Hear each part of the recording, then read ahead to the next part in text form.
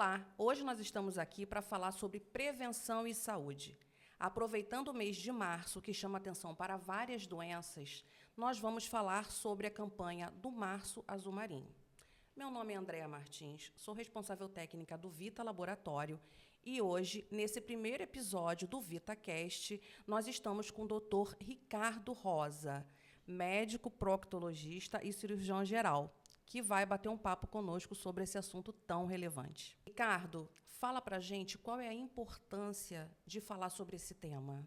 André, muito obrigado por me chamar para conversar sobre esse tema. É um prazer pra gente. É um tema muito relevante mesmo. Vamos começar por uma estatística. Então, existem mais de 3 milhões de pessoas no mundo convivendo com esse diagnóstico. Então, ele é um tema relevante porque ele mexe com índices de mortalidades altos, né? Tem muita gente que morre desse problema. E a gente tem que falar sobre essa prevenção, sobre como evitar essa situação. Acho que esse é o principal ponto. Claro. Explica pra gente, para começar, né, o que é o beabá, o que é o câncer coloretal? O câncer coloretal, ele é uma modificação genética do tecido do intestino. Seja por agentes genéticos, seja por propensão genética, ou seja por mutações e que o organismo vai sofrendo atritos no intestino e essas células vão se modificando. Esse tecido do intestino vai sofrendo esfoliação e essas esfoliações vão incentivando a multiplicação das células e essas células podem desenvolver adenomas e que isso pode gerar um adenocarcinoma. Pode começar desenvolvendo um pólipo ou pequenas lesões e isso vai estimulando a célula, nessa multiplicação celular, a se multiplicar desordenadamente, que é, na verdade, o câncer. E já existe uma estatística, por exemplo, a incidência maior são por fatores genéticos ou são por fatores externos? Te falar que assim, existe o fator genético e existe o fator esporádico. Dentro de todos os fatores, o esporádico é o mais importante e dentro do fator esporádico, a idade é o fator mais importante. Esse câncer ele é mais raro antes dos 40 anos.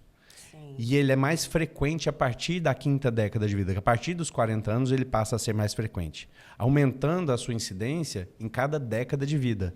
Então, dos 40 até os 50, ele tem ali, no Ocidente, ali uma proporção. E a cada década subsequente, ele vai aumentando a sua incidência. Entendi. E com relação a sexo? Então, o sexo ele não é tão importante assim, embora nos homens se detecte mais câncer coloretal em estágio mais avançado do que nas mulheres. Entendi.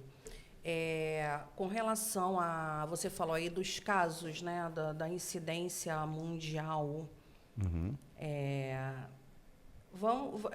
Fatores de risco. Quais seriam os fatores de risco? Então, os fatores de risco, a maioria dos casos é esporádico. O desenvolvimento independe do componente familiar. Assim, o que pode ser levado em consideração? Alimentação? Então, isso tudo é assim. A idade é o que a gente tem que levar em conta primeiro. Por isso que é tão importante você fazer uma prevenção. A partir de 45 anos está indicado fazer exames de prevenção, como, por exemplo, a colonoscopia. Sim. Mas existe o sexo, que não dá para negar que fatores ligados à dieta, a hormônios, né, a variações hormonais, que aumentam a taxa dessa mortalidade ou mesmo da incidência também. Uhum. A etnia já não tem tanta importância assim, só se a gente fosse falar de etnia, por exemplo, judaica, que tem um tipo de mutação só que pode causar esse tipo de transtorno mais frequente. É um genezinho, nome complicado, e do fator genético, aquelas pessoas que já têm condições familiares que já desenvolvem mesmo alterações intestinais, que aí tem os nomes das síndromes, né? Porque assim, tendo em vista que muitos alimentos, muitas substâncias são absorvidas no intestino, né? Aí eu penso assim, como seria essa alteração de permeabilidade? Isso. É assim, ó. Então, além dessas doenças com alterações genéticas, existem os outros fatores, né? A dieta, por exemplo. Se você for pegar uma discussão sobre isso atual, todos vão falar que a dieta rica em lipídio, a dieta rica em açúcar e ultraprocessados tem sido estudado com bastante ênfase. Tem sido motivo de discussão em fóruns mundiais, inclusive, olha só a curiosidade, levando cozinheiros a esses fóruns, a debate, a esses congressos. Interessante. Pois é, porque está se discutindo assim. Tem um brasileiro, que ele é um doutor lá da USP, que ele criou esse conceito de ultraprocessado. E está se percebendo que tudo que não é só o alimento, tudo que foi adicionado ali.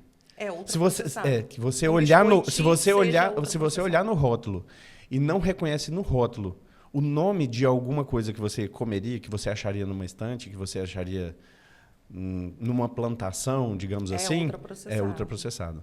Então, está se estudando, está se dando muita evidência para esse tipo de qualidade na dieta, sobre o que é que está causando isso aí. Mas ainda está em bastante discussão ainda, porque envolve uma indústria grande que levou muitas facilidades no mundo aí sobre como chegar alimento na casa das pessoas, né? Como conservar os alimentos, como fazer durar mais, como fazer grandes estoques. Então, isso mexe com muita coisa aí.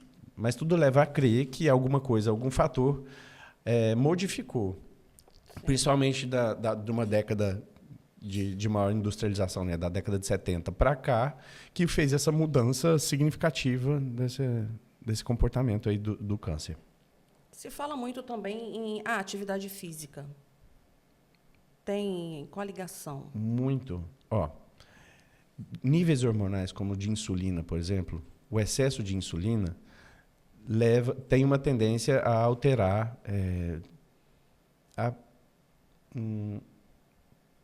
ao maior desenvolvimento de câncer de intestino.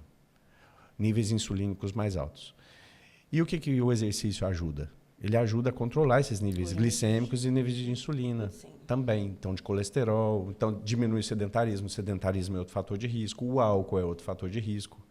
O tabagismo é outro fator de risco. Todos eles são. Mas, assim, chama atenção o nível de insulina. No diabético, a incidência é maior? É maior.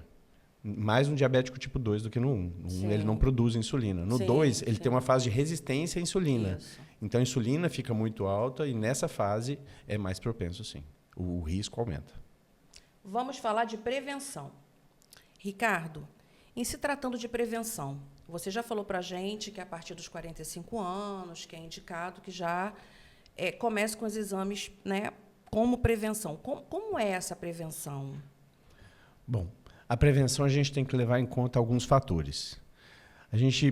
O primeiro estágio da prevenção é uma mudança de comportamento e sobre a conscientização da população sobre essa importância, sobre rastrear, sobre prestar atenção que existe essa doença. A curiosidade desse fato. O fato da doença do câncer coloretal ter acontecido em alguns atores, em alguns apresentadores... teve bastante, né, em evidência. Chama a atenção da população. Acaba criando uma conscientização.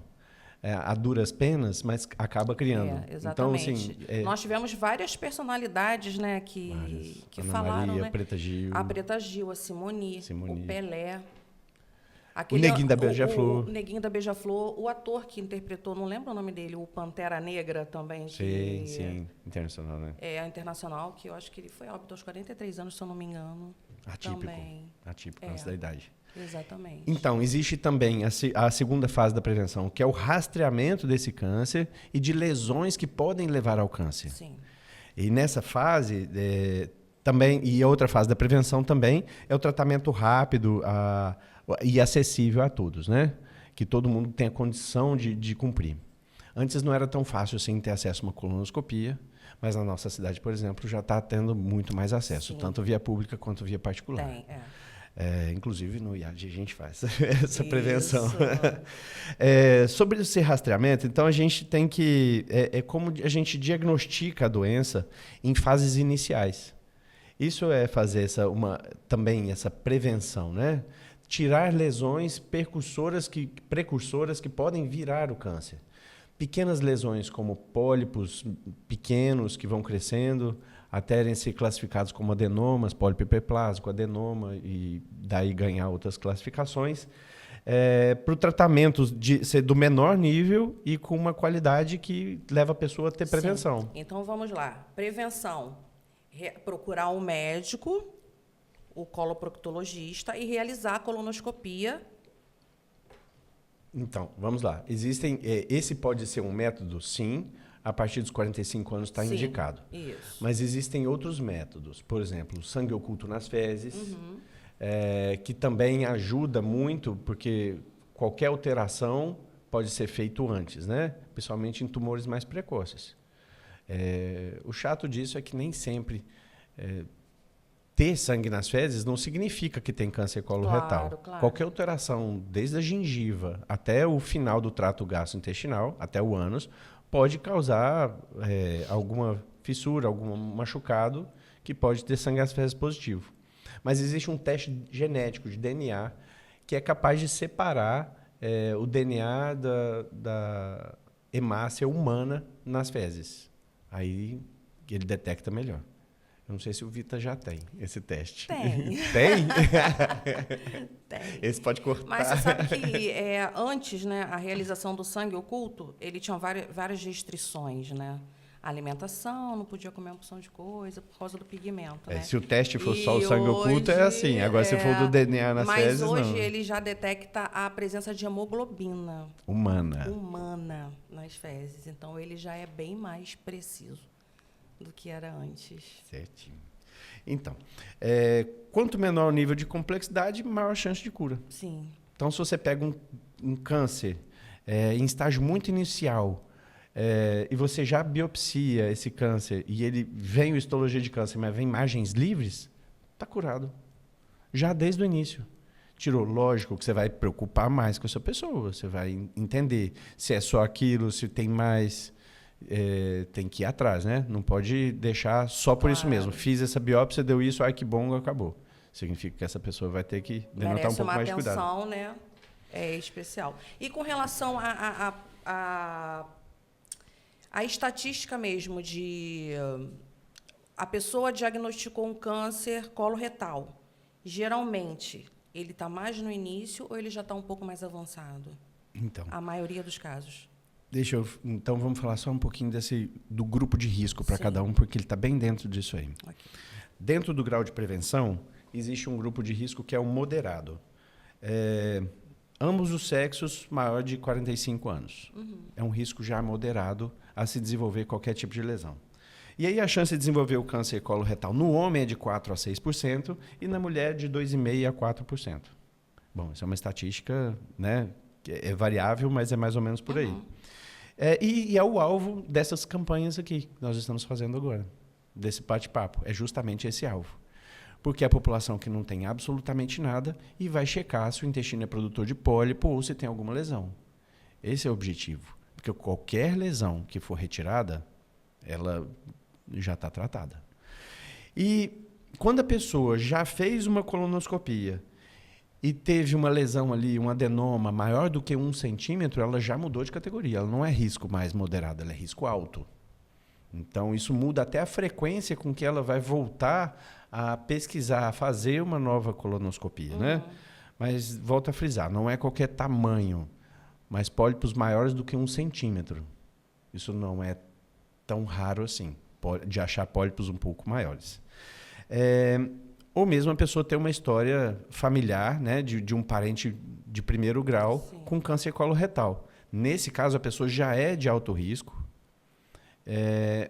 E isso inclui a gente entender também e que idade foi detectado esse câncer no familiar. Também tem a ver a idade com que foi detectado. Por exemplo, o pai desenvolveu câncer coloretal aos 55 anos. A investigação tem que começar aos 45, 10 anos antes, no mínimo. Gente, isso é uma informação muito, muito importante, né? Muito importante. Porque, assim, eu conheço pessoas que relatam: eu tive casos de câncer coloretal na família. E é isso. Essa aí é a primeira. O objetivo é esse, gente. Teve, né? Corre atrás, procura um médico, conta a sua história. Porque é um fator muito... Isso é muito importante. Essa informação é muito interessante. Em geral, o especialista, quando consegue atender, assim, o diagnóstico chega para o especialista, uma das primeiras providências é: e você tem filhos, tem irmãos, todos eles precisam saber, todos eles precisam rastrear. Então, assim, já é uma linha de raciocínio de quem é especialista. Agora, assim, tá tudo bem não ser especialista e também saber encaminhar. Eu acho que quando chegar no oncologista, eu acho que o papel é o mesmo. Não estou restringindo esse papel ao coloproctologista, não. É que como a minha especialidade é aquela que também é especializada nesse tratamento, claro, né? Na retirada do tratamento cirúrgico desse câncer coloretal. Então, por isso que a gente vai... É lógico, porque já faz o rastreio... E ter mais perto a família, né? Não é um diagnóstico que você pode dar para uma pessoa só, é um diagnóstico que você dá para uma família. Ele altera a vida de uma família inteira. E, dando continuidade a esse grupo de risco, também tem um grupo muito alto, né? Que é a pessoa que pertence à família, que tem histórico de câncer com transmissão genética. Você já tem essa comprovação genética, aí as idades mudam. Por exemplo, tem algumas síndromes que têm chance de transmissão de 40% a 100%. 40% a 100%. Então, se ele tem polipose juvenil, se ele tem Peutz-Jeghers, uns nomezinhos complicadinhos, que convém. Tem essas doenças, vão ter que tirar. Às vezes, o tratamento já é retirar precocemente o intestino. E aí, a idade de fazer colonoscopia pode ser até de 15 anos de idade, entendeu? Ricardo, quais são os principais sintomas dos pacientes que chegam ao seu consultório? Bom, em se tratando de câncer coloretal, não existe sinal típico ou único, exclusivo, significativo de câncer coloretal. O desenvolvimento do câncer coloretal ele pode ser muito lento, a pessoa já chegar com uma suboclusão intestinal, que é o intestino parcialmente fechado ou quase fechando, ou até mesmo chegar com sintomas súbitos, até de perfuração, de ser realmente emergencial. A pessoa chegou, ocluiu, de repente, e aquilo já chega perfurando o intestino. Então, assim, a queixa de dor abdominal ela está presente em aproximadamente 44% dos casos. Fora isso, a alteração de hábito intestinal, mais ou menos também essa estatística. Mas, assim, sangramento já é menos. Por quê? Porque depende do segmento que está. Se o câncer for do cólon à direita, tende a sangrar mais. Se o câncer for do colo à esquerda, ele tende a sangrar menos, tende a obstruir mais. Então, assim, anemia também, inexplicada também, é um fator, mas, assim, corresponde a aproximadamente 11%, 12%. Eu fiquei curiosa quando você falou que mais à direita, mais à esquerda, um sangra mais. É pela anatomia do intestino? Anatomia do intestino. O intestino delgado, né, que é assim, o estômago, depois vem o duodeno, e aí vem o intestino delgado todo, que tem vários, pelas porções a gente vai classificando os nomes, e ele inicia na válvula iliocecal, aí ele transiciona para o intestino grosso. O intestino grosso, ele tem esse seco, o apêndice, ele é todo do lado direito. A gente chama de intestino ascendente, porque as fezes têm que percorrer o caminho até o fígado. Sim. Aí tem o cólon transverso, o cólon esquerdo ou descendente, uma porção de transição ali, que é o sigmoide, transiciona para o reto. Então, existem... Pela anatomia mesmo. Pela anatomia. Existem incidências em locais diferentes. E existe acesso também a locais diferentes. Então, assim, a fraqueza e a perda de peso não são exclusivas do câncer coloretal. Sim. Existem diversas outras patologias que podem causar isso. É muito inespecífico. Distúrbios hormonais causam fraqueza e anemia. Né? Saber que a anemia também não tem esse fator somente de perda. Né? Um dos mecanismos principais de se detectar uma anemia tá tendo um desgaste além do que está produzindo. A anemia, a hemácia, ela tem um tempo de vida. Sim. Se ela é descartada antes, então a pessoa começa a ter esse espólio, né? Claro. A anemia pode ser aguda e pode ser crônica. Geralmente, a anemia por câncer coloretal ela é classificada como uma anemia crônica. Vai perdendo aos poucos, isso vai dando uma característica. A célula vai se modelando esse fator de estar perdendo constantemente. Diferente no agudo. Entendi. Ó, mais ou menos 20% dos casos abrem o quadro clínico já com metástase. Esse é um fator que eu estava procurando. Sério? 20%, 20% já com metástase? Já com metástase. O primeiro diagnóstico do câncer coloretal, ele já é metástase. Metástase é tudo aquilo que não está no sítio primário. A alteração intestinal ele começou, no reto começou, e ele vai progredindo nas camadas entre o epitélio e o lado de fora do intestino. Se ele alcança o vaso sanguíneo, corrente sanguínea, se ele alcança vaso linfático, sinal de que ele já vai se progredir para outro local. E geralmente tem tendência a ter metástase em algum outro órgão específico? Então, legal demais essa pergunta. Como a primeira disseminação costuma ser hemática, costuma ser pela via de circulação, no câncer coloretal, a primeira via tende a ser no fígado. E a partir dali em outros órgãos. E nesse aspecto aí, tem um fator que eu queria te falar aqui. Tá aqui. O primeiro sítio de metástase é o fígado, o segundo sítio de metástase é fístula vesical, ou mesmo quando o intestino comunica com outro segmento do mesmo intestino, só que mais acima. Uma curiosidade da colonoscopia, né? Sobre a colonoscopia. Você consegue percorrer todo o intestino? A intenção sempre é essa. Não, sim, pode ser que no meio do caminho você não consiga, mas ela percorre todo o trânsito. Percorre todo o intestino grosso. Todo o intestino. É isso. E frequentemente a gente vai no ilho terminal, que é a porção do intestino delgado também. A gente percorre esse aí. Principalmente que existem algumas doenças inflamatórias intestinais e a gente precisa percorrer esse caminho para saber como está ali também. Você falou sobre a IAD, que realiza a colonoscopia. A gente não falou, gente. A IAD é a clínica, é um instituto do aparelho digestivo, tá? Saquarema. É localizado lá em Bacaxá, Saquarema. E o Dr. Ricardo, ele é o diretor da IAD. É isso aí. O sócio fundador do IAD. Isso aí. E aí a gente tem também a alteração do trânsito intestinal, que também chama as pessoas ao consultório, né? Nesse caso da alteração do trânsito intestinal, ela vai... Quando o câncer é no lado direito, ele só altera em condições quando ele é muito grande. E no câncer esquerdo já é mais comum. O câncer, quando ele é do cólon à esquerda, ele é mais comum de fazer uma alteração de trânsito intestinal, justamente porque ele tem tendência mais a estrangular, a fechar esse trânsito intestinal. Dor abdominal é a mesma frequência. Quando você tem uma alteração no trânsito intestinal, a pessoa tem um desconforto, né? Geralmente ele chega lá com a barriga inchada.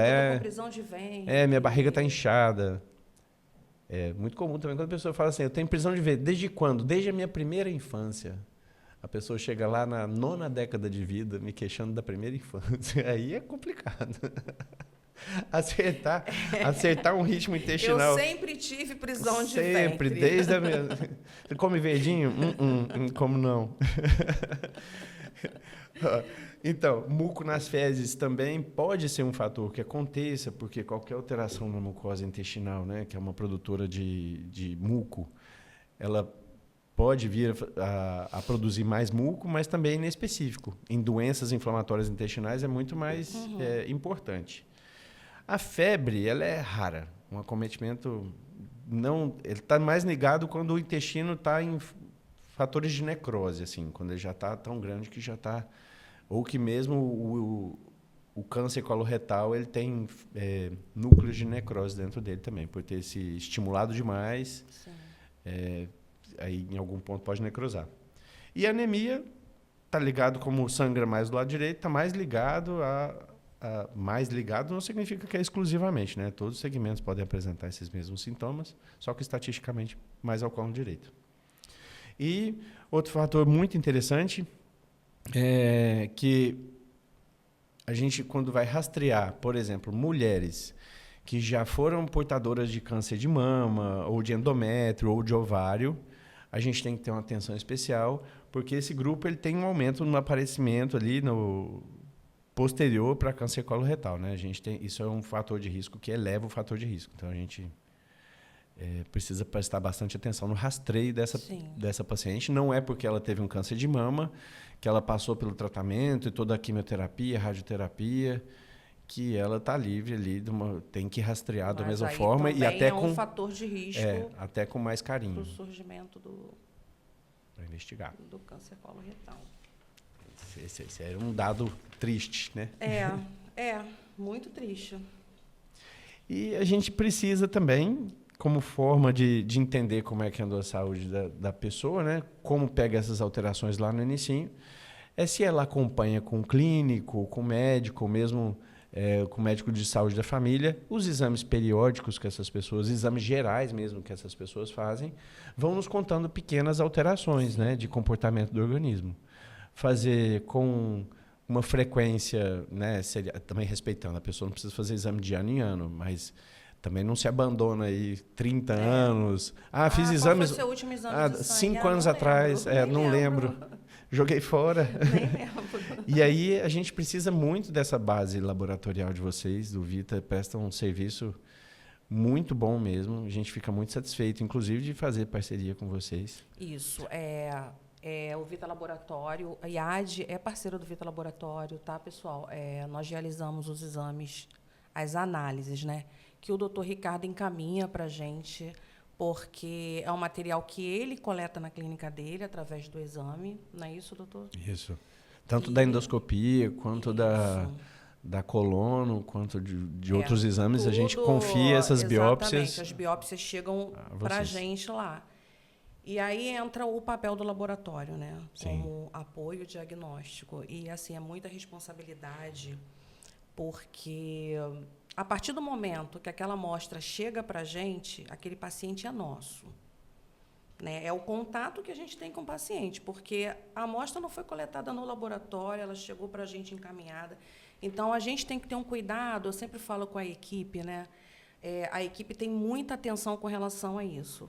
Vamos ver o que está no frasco. Qual foi o material que chegou para a gente? Ele está de acordo com a solicitação do médico? O nome está igual? Está tudo certinho? Porque o laboratório ele é constituído de 3 fases, que é a fase pré-analítica, a fase analítica e a fase pós-analítica. E eu tenho muita atenção nessa fase pré-analítica, inclusive tem vários estudos, né, que constatam que a maior parte dos erros dos laboratórios está na fase pré-analítica, ou seja, a gente tem que ter muito cuidado com o cadastro daquele paciente. Se o exame que está solicitado no receituário do médico, no pedido, é o que está sendo cadastrado, porque tem vários exames parecidos, ainda mais se tratando de biópsia, gente, porque é um material nobre. Óbvio que a gente tem que ter essa responsabilidade para qualquer material. Mas, se houver qualquer tipo de problema com o sangue, eu tenho como solicitar uma nova amostra. Né? Gentilmente, a gente vai pedir que o paciente colha uma nova amostra, se for fezes, se for urina, e se for uma biópsia, ou uma peça cirúrgica, como a gente recebe. Né? Então, a gente tem que ter todo esse cuidado de receber e, principalmente, de entregar um resultado preciso.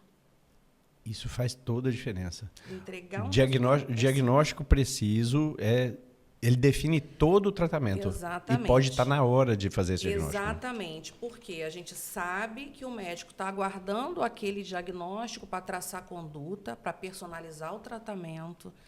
E a gente tem que ter esse olhar, né? A gente tem que ter esse cuidado. E sem contar que também uma biópsia, por exemplo, ela é coletada através de um procedimento que é invasivo, ou através de uma cirurgia, que muitas vezes é um procedimento até doloroso. E a gente tem que ter muita ética profissional para entender que atrás daquele material que está ali com a gente, né, que é o paciente, existe uma história de angústia, de expectativa, de medo. De pressa. De tudo. E, assim, o laboratório ele vai estar presente em todas as fases, né? Todas as fases. Vai estar lá no rastreio. E no segmento pós-operatório. No diagnóstico. Na cura. Durante o tratamento, né? Que precisa. E o pós, também, né? O pós-tratamento. Também é ótimo. Etapa importantíssima o pós-operatório. Exatamente. Ó, no pós-operatório, esse exame, esse rastreio seriado que deve fazer, ele tem que ter vai ter um segmento de 5 anos cada paciente, no mínimo. E até tem assim, os índices de sobrevida, né, vai ser determinado de acordo com quão precoce foi que ele tratou a doença. Mas independente de quão precoce foi, ele tem que ser acompanhado por um período. E esse período ele precisa passar por exames gerais sempre. Sempre. Sim.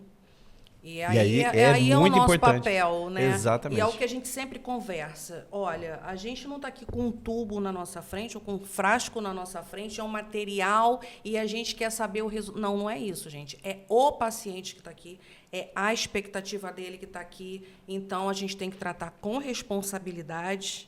É esse exame aí que vai me sugerir Exatamente. o diagnóstico ou responsabilidade. orientar a metodologia do tratamento. Olha a responsabilidade. Então, acho que a gente ter essa ligação, né? Essa parceria mesmo, né? É muito importante para o paciente, porque a gente tem que pensar em quê? Entregar para o paciente, né? Porque imagina, é uma vida que está ali. Sim. Né?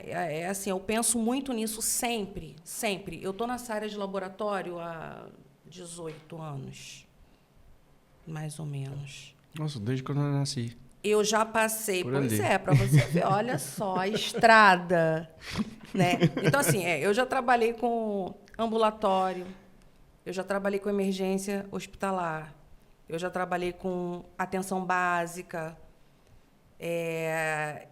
isso tudo vai agregando, e eu sempre tive, né, com vários setores, a UTI neonatal, clínica cirúrgica, maternidade, e você está ali, o laboratório está ali o tempo todo.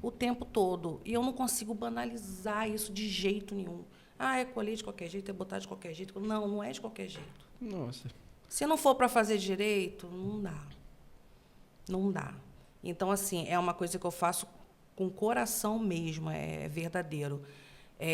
Na época da Covid, eu trabalhei com controle de infecção hospitalar também. Inclusive, na época da Covid, eu estava no controle de infecção hospitalar, lá montando protocolo, montando tudo, e a gente vai cada vez mais entendendo o nosso papel. Então, assim, eu aqui, como representante do Vita, eu quero dizer que é com muito cuidado que eu recebo os seus materiais, é com muito cuidado que nós recebemos a equipe, né? É com muito cuidado que nós tratamos dos seus cadastros, dos nossos pacientes, né? Dos nossos pacientes. Na liberação dos resultados, todos eles passam por mim. Todos eles passam por mim. Eu olho a idade, eu olho o sexo, eu olho o que está ali. É isso mesmo, vamos liberar. A gente tem que entregar isso nas mãos do Dr. Ricardo, impecável. É isso mesmo. Que é o que a gente se propõe a fazer o Olha, tempo todo. Eu só tenho a agradecer. Na verdade, desde que a gente começou a nossa parceria, eu acho que assim, o resultado que vocês me entregam é muito bom. Que bom. Eu gosto da leitura dos resultados, confio na leitura dos resultados. Que bom. E não só eu. Lá no IAD a gente conta com outros especialistas também. Sim, Meu colega tem um irmão, meu colega, que é cirurgião de cabeça e pescoço, que ele também faz biópsia de tireoide. Manda muita pra gente. Quando manda e o diagnóstico é certeiro. Que bom. Muito bom. E é para isso que a gente está aqui, né? Tanto a endoscopia também, que a gente também faz. Tem tudo. A gente faz tudo.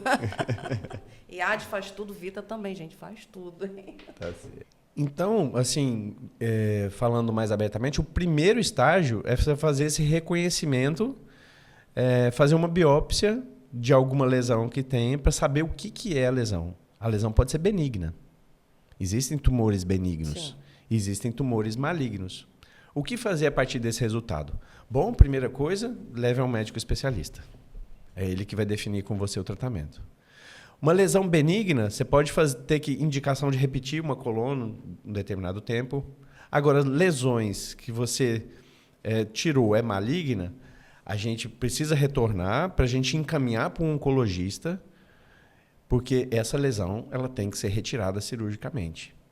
Tem que ser retirada cirurgicamente, tem que acompanhar com um oncologista, tem que acompanhar talvez até com uma equipe maior do que isso, envolvendo até psicólogo. Uma equipe multi. Uma equipe multi. O tratamento vai variar do segmento que aconteceu. O tumor no reto, por exemplo, atualmente tem tratamentos cirúrgicos que não são necessariamente via abdominal. E existem tratamentos também que pode ser só através de quimioterapia e radioterapia, o tumor regride a tal ponto que ele cura. Que a pessoa só precisa ficar fazendo um acompanhamento de observar, né, ver e observar durante um tempo para saber se volta ou se não volta. Exatamente. Agora, mesmo quando o tratamento é cirúrgico, é necessário, como eu falei antes, fazer um acompanhamento de um tempo, de 5 anos. Por quê? Porque é comum também haver uma recidiva do câncer. Em quem já tratou cirurgicamente um câncer, é estimado que 50% dos pacientes que passaram por estatística entra aí de novo, passaram por cirurgia, em algum tempo da fase, é uma recidiva local, há um retorno da doença local ou regional, ou a distância pelo tumor. Então, é muito importante, de novo, a etapa do laboratório, a etapa não só do laboratório, mas de fazer os exames de imagem, de fazer os rastreios que tem disponíveis, para que mesmo essas recidivas já sejam tratadas rapidamente e que não venham diminuir tanto a qualidade ou o tempo de sobrevida, né, da pessoa. Porque se a pessoa fez a cirurgia e falou assim, fui curada, levou a mão para cima, mas continua acompanhando, por favor. Tá tudo bem. Vamos acreditar, né, nessa cura, conforme cada um, mas vamos acompanhar, por favor. Geralmente, quando ocorre essa recidiva, é dentro desses 5 anos? Essa recidiva ela é mais comum dentro desses 5 anos.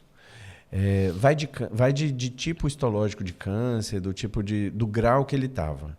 Existem vários jeitos de classificar o quanto ele foi importante.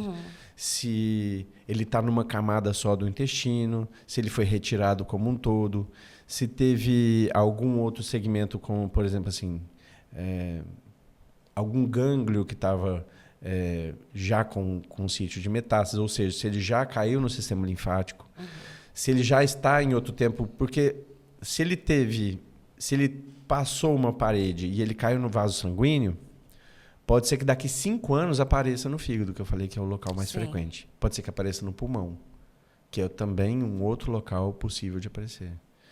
Então, como você vai saber? Aquela célula precisa se proliferar lá.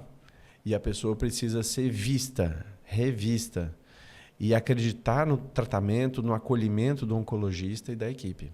Eu só quero agradecer o convite, pela oportunidade de estar fazendo parte dessa campanha, que, na verdade, quando a gente consegue falar um público maior, que eu espero que esse podcast atinja, vai atingir, justamente o sentido de eu falar sobre a prevenção. Como quando a mulher é estimulada, quando as campanhas estimulam as mulheres a cuidar do câncer de mama, quando em novembro se estimula o homem, a saúde do homem, a cuidar do câncer de próstata. Eu acho todos os temas relevantes e essa é a nossa oportunidade de falar abertamente sobre esse problema com uma incidência que eu não julgo assim tão baixa. Eu sei que 2,5 milhões de pessoas você tem, muito menos que a população de muitas cidades, mas desde que não esteja na nossa família. Essa doença é uma coisa que engloba uma família inteira. Curioso. Todo mundo sofre o resultado. Assim, só uma curiosidade. Estatisticamente falando, o câncer coloretal, ele ocupa realmente a 2ª ou 3ª posição do câncer de maior incidência no mundo? De maior incidência.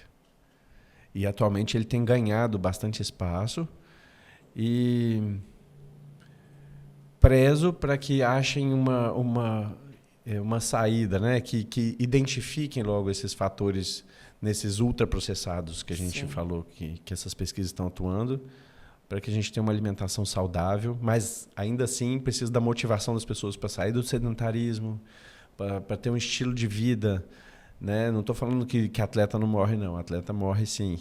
Sim, mas a gente sabe que morre. Mas precisa. E assim, a gente fala, o nosso objetivo é realmente levar informação, né, para todo mundo, porque, como você falou, existem várias campanhas, né? Por exemplo, o Novembro Azul, que incentiva o homem a cuidar da saúde da próstata. o Outubro Rosa, mas o Março Azul Marinho ele não é tão divulgado. Então, ele, na verdade, ele tinha outra cor de campanha, ele era em outro mês, mas aí é uma questão só... Eles queriam distribuir melhor isso ao longo dos anos, e a Sociedade Brasileira de Proctologia decidiu adotar o Março Azul Marinho. Você pode ver que o Azul Marinho ele vai aparecer em outros momentos, em outras campanhas, mas o foco principal não é a cor. Não, o foco principal é assim, vamos falar desse tema nesse mês. Vamos falar sobre esse tema nesse mês. Eu acho relevante. Isso. E foi assim que foi designado, assim que a Sociedade Brasileira fez um requerimento de proctologia, né? Fez um requerimento para que essa data fosse, né, que esse mês fosse lembrado e discutido. Ah, que bom. Então, assim, como nosso primeiro tema, né, esse tema aí de extrema relevância, dados as informações que a gente acabou de receber, né, todo esse conhecimento que a gente agregou agora com você aqui. E eu espero que realmente atinja muita gente esse podcast, pessoal. Eu acho assim, vamos dar atenção aos sintomas, à informação recebida, já liga um alerta, já pensa em prevenção. E é isso, o objetivo é levar informação ao maior número de pessoas possível e sabendo que a prevenção e o diagnóstico precoce sempre serão as melhores armas que a pessoa pode ter, né? É isso aí, estamos nessa esperança. Isso aí. Ficamos por aqui, chegamos ao final do nosso primeiro episódio do VitaCast. Quero agradecer a presença do Dr. Ricardo Rosa. Obrigada, doutor, pela sua disponibilidade. Nos próximos episódios, tentaremos trazer vários profissionais das mais diversas áreas para que vocês fiquem por dentro dos mais diversos assuntos sobre saúde. Aqui é o lugar de você se informar e de cuidar da sua saúde.